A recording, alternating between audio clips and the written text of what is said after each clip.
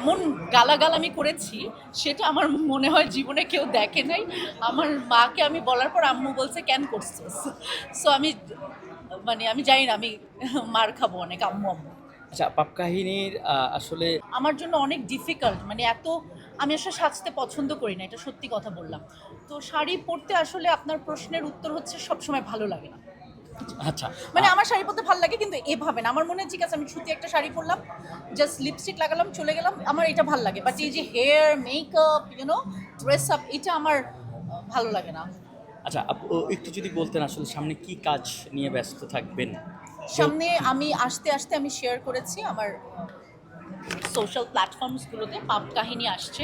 আপনারা আইস্ক্রিনে পাপ কাহিনী দেখতে পারবেন এবং আমার মনে হয় আপনাদের অনেক ভালো লাগবে। এবং যেভাবে আমি অভিনয় করেছি, যেভাবে পাপ কাহিনীতে আমাকে যে চরিত্রে দেখা যাবে আসলে